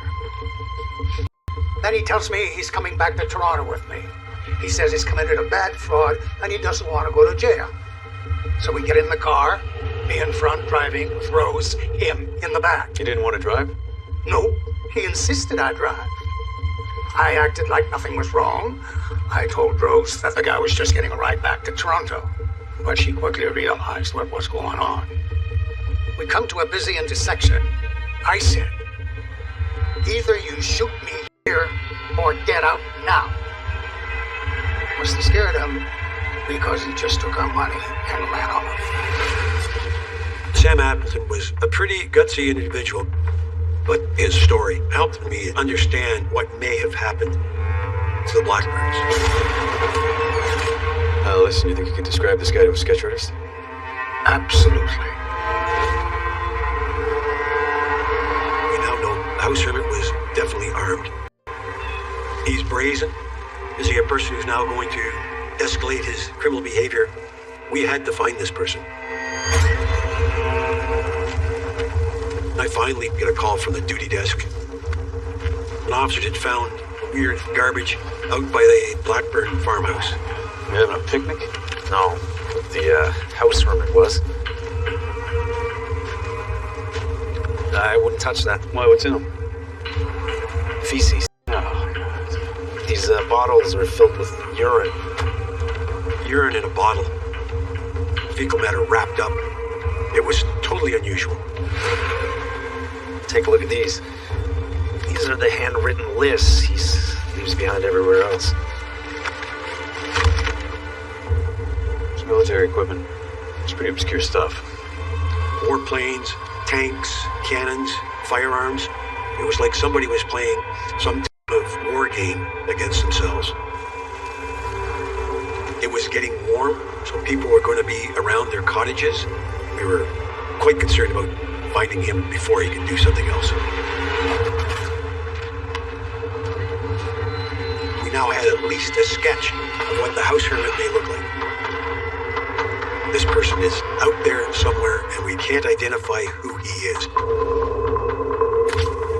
From the Appleton incident, we had fingerprints that were directly related to the house hermit. We ran the prints through our national fingerprint database, and there is no result attributing it to anybody we know. How could his fingerprints not be on the national database? This is somebody who's been exhibiting quite severe criminal behavior. At this point, we believe the house hermit is the one responsible for the Blackburns' murder, but we had no clue who it was. We gotta go public with this. Tell them what? Everything. Everything about the house hermit, the break-ins, the sketch, even the strange military lists. I mean, somebody's gotta recognize those, right? We gotta stop this guy. Now, we believe the man who killed the Blackburns is also responsible for a series of cottage break-ins in the Caledon area. He's known to camp out in these cottages for several days at a time, so we call him the house hermit. And he always leaves behind these handwritten military lists like a calling card. So for this reason, we think he's a military buff. Now, if you think you see him, or if you think you know him, do not approach him. Call 911. He is armed and extremely dangerous. Usually when you have a press conference, in a major homicide case, you can get 200 calls. In this particular case, we got one call. There was a woman in Orangeville, 30 minutes north of Toronto, who had some information. Allison Shaw? Detective Doug Grady, Metro Police. Now, you said on the phone that you know who the wanted man is in the Blackburners. Yeah, it's David Snow. David ran a side business with my husband, Darius, and last fall he disappeared and left us saddled with debt. And so to recoup our debt, we cleared out his stuff. And that's when I saw the writings. There were military entries in a journal. Hundreds of them. And the handwriting is exactly the same as what's in the paper. You said that he disappeared last fall. Do you remember when exactly? Sometime early October. No one around here has heard from him since. Do you think David Snow would be capable of something like this? Oh, he is a creep. Anything is possible with that guy. Okay, thanks very much. David Snow was a friend of the family. Allison did not like him one bit. With her husband, Darius thought he was a good guy, just a little odd. We wanted to speak to Darius Shaw as soon as we could. I don't see it. David was a weird guy, but he wasn't no killer. It's not what your wife thinks. Yeah, well, we see him differently. Did she tell you he used to babysit our kids? daughter calls him Uncle David. He's just a regular small-town guy. He's a bit odd, sure, misunderstood, but he's not violent. So the two of you were close? Yeah, we had a business together. Taking apart old frame structures, put them back together. Money was good, too, until David took off, stuck me on $2,600 in debt. Do you know where I might find David now? He's probably hiding out somewhere around here. I haven't seen him in months, but he can't be far. Why's that? Just walks everywhere. It's a pathological fear of driving. Like I said, odd. Once we identified David Snow, we started talking to people in Orangeville. A lot of the men said David was just a little off. Most of the women we talked to said he was creepy, said there was something about him. We didn't like being around him. He didn't do anything aggressive, they would say, but they just felt uncomfortable around him. We got that intuition from a lot of different women. He does have a record. Orangeville charged him with fraud last summer for writing bad checks. Well, that's what Appleton said, but we ran the prints and nothing came back. They made a mistake. They thought they needed a conviction before they uploaded them. Regardless, the prints match. David Snow is the house owner. Yeah. Now all we need to do is find him.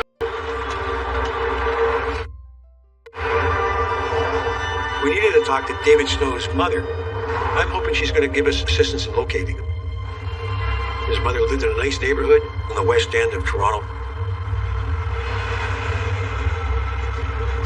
Caroline Case. She ran the Jeweled Elephant on Bloor, right? 47-year-old Carolyn Case was last seen at her import store on Bloor Street West in Etobicoke. Caroline Case, she's a Toronto woman. She went missing after she left her shop 6 months ago. Hi, Doug Grady. Listen, I am staring at the Jeweled Elephant, and you will never guess who lives right nearby it. David Snow's mother. I've met many mothers of victims and of accused, but I've never met a mother who said what she said.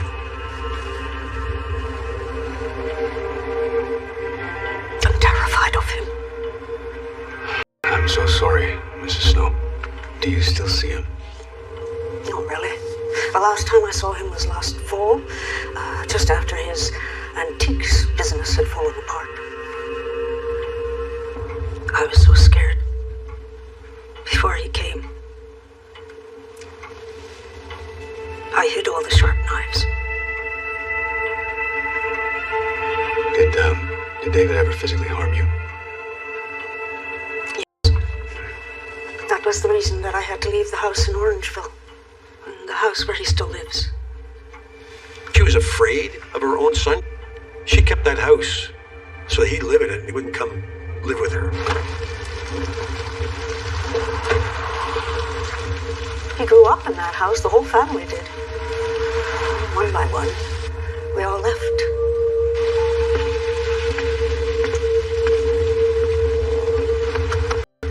Everybody in the family was tiptoeing around David. You know, that they leave him alone, just let him do what he's doing. Police! Coming in! When I left the house, it was because of the abuse. It was a nightmare. She had hope that he didn't kill those people, but she didn't doubt for a second that he did.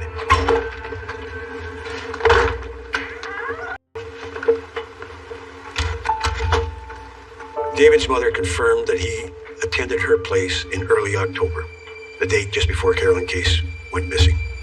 Hello? Snow? Let's get you.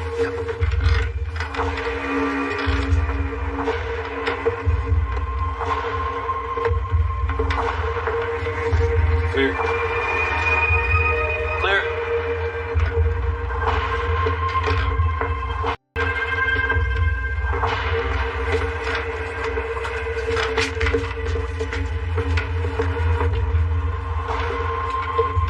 Clear.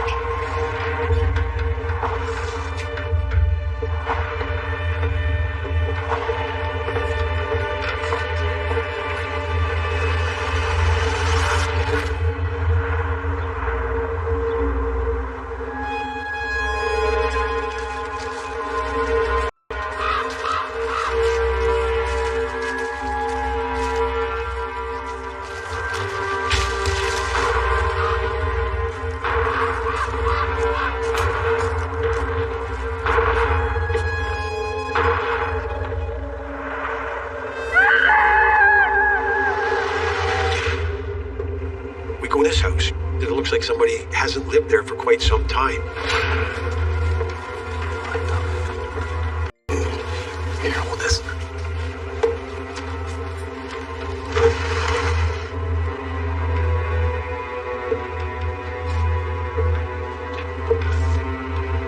We found a hidden room.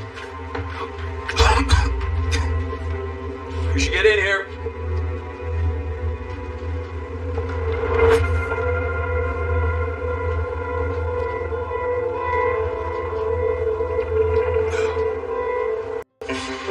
There's various pictures from catalogs, cutouts of women, but not quite pornography. It was a bit odd. And it told us a little bit about this person's psychological side.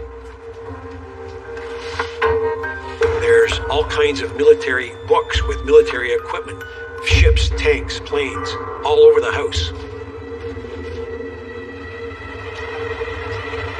We don't know where he is or what he's going to do next. He's definitely on the run. So we put out a Canada-wide warrant for his arrest. Police say David Snow does not drive. They believe he is in hiding in the Caledon area. He is armed and dangerous. As predators escalate, they become more dangerous, and he was escalating. So where would he go from there?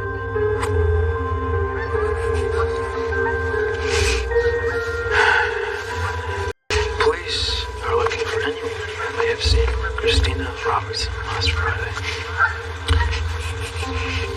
And they're never gonna find you.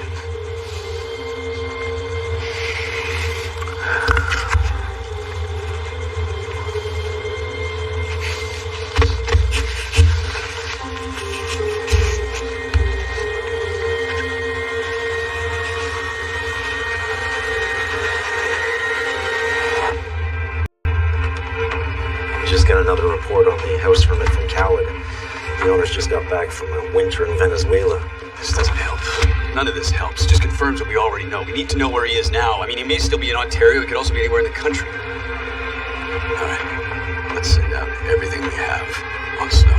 The fingerprints, the military writings, the serial numbers of every gun he's stolen. I mean, he's not just sitting around hiding. We need every police agency in the country to know everything that could possibly identify him because he's going to do this again. And when he does, we need to know about it. All right. I'm on it.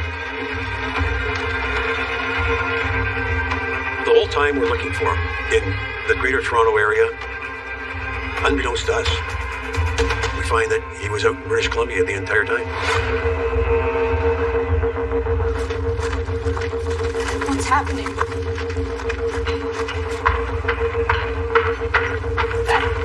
Wait here. 8 days ago, she closed up for work at 6 o'clock at this East Vancouver photography studio and disappeared. This is a classic unexplainable missing persons case. There appears to be no reasonable explanation as to why this young lady's gone missing.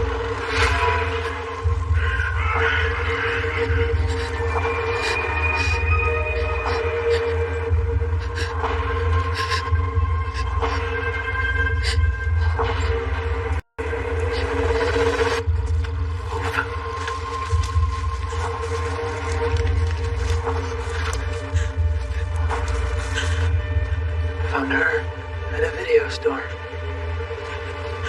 Eli?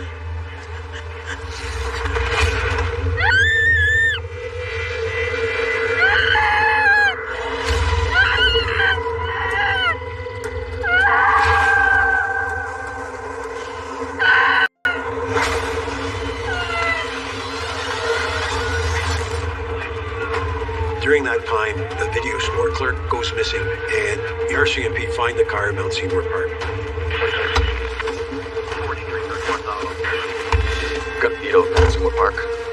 License plate matches the missing one.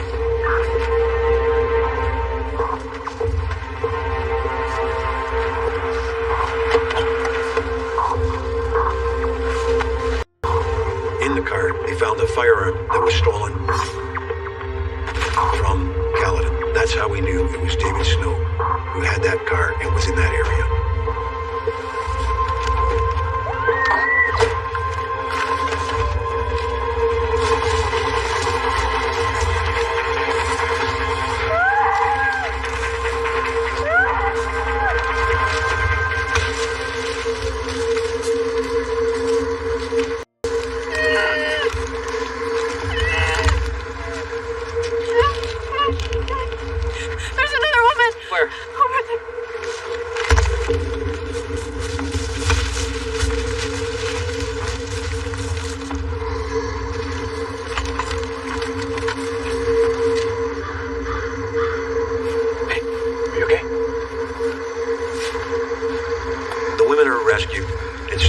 off further into that Mount St. forest.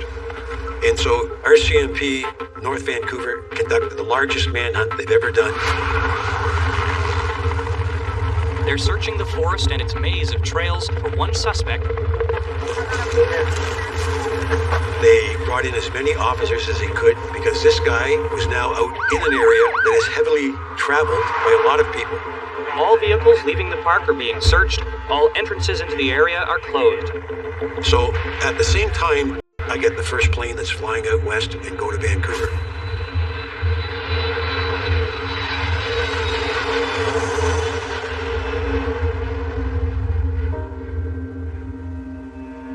He never untied you?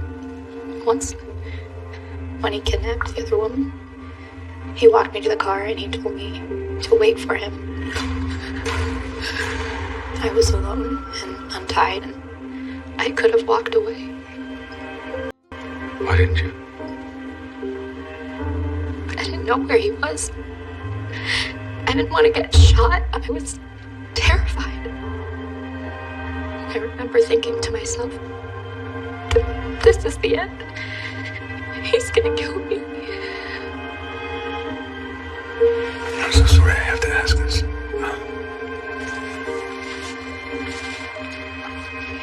Is this the guy?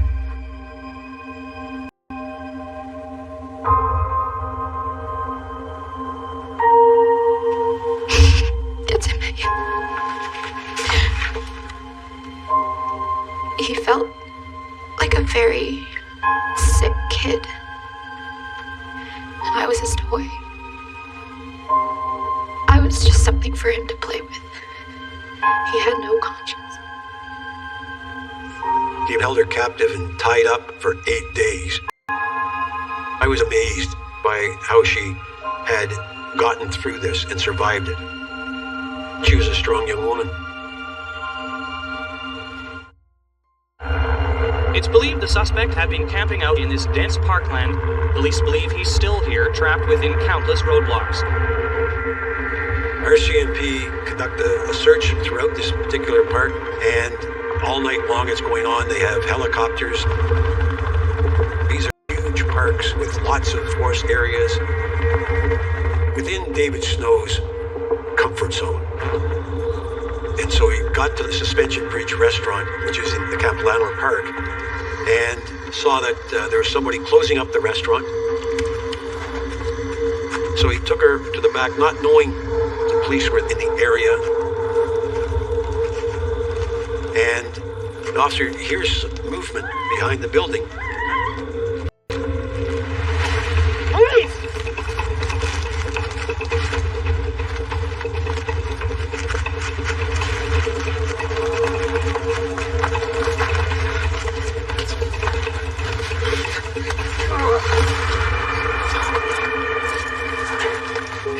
David Snow was caught in the act, sexually assaulting and attempting to murder a woman.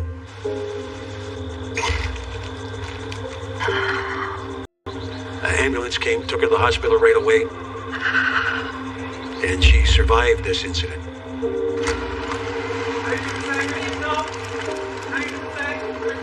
The dramatic story unfolding in British Columbia tonight, revolving around this man, David Snow. Police arrested him yesterday after a manhunt that chased him out of the mountains around North Vancouver. They accused him of kidnapping 2 women and trying to kill the third. You're not happy to see him. It's not a job satisfaction, like, okay, now we've got you, because you're still working on your case all the way through.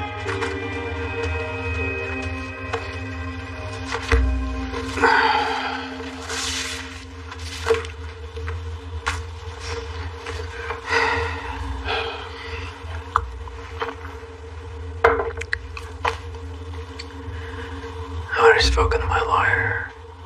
I have nothing to say to you. When you're sitting across from a murderer and you're asking questions, there's only one person in that room that knows everything, and it's not you. So we thought, okay, let's throw everything out. Let's just see what sticks. Okay, but, there's just one thing I want to know, okay? What did you have Ian say to Nancy on the phone that night to convince her to come up to the cottage?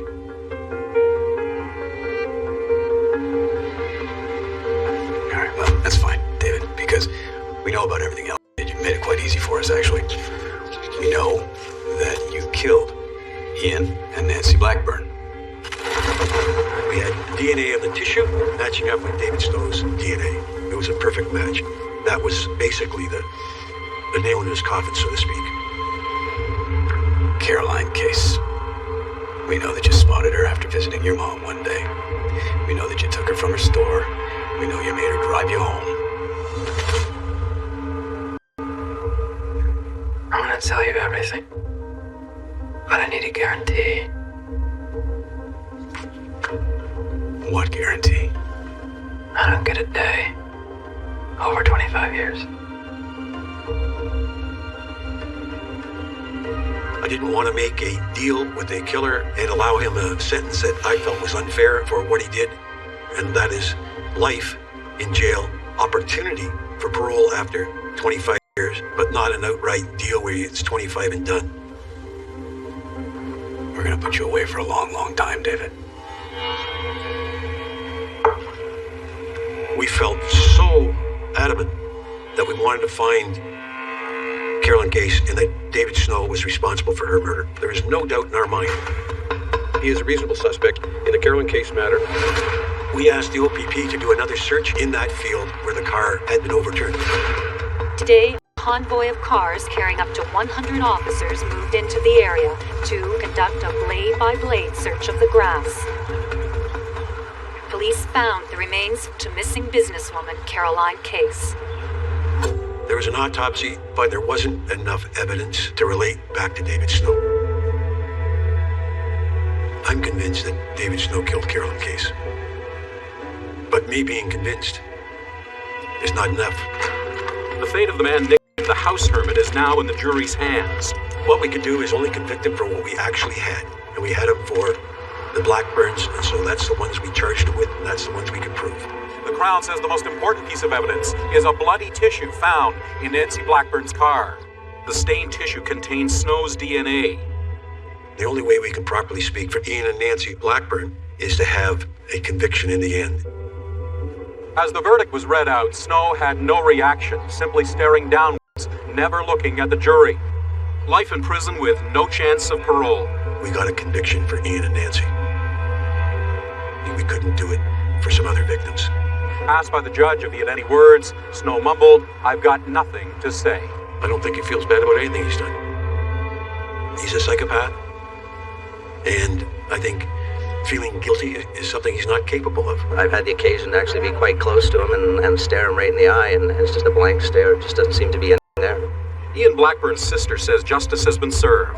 A long 6 months waiting for this to come, and so thrilled to finally have a verdict we all wanted. That it's done. We're finished with this guy. He's now going to a place that is better than what he deserves. But it's finished.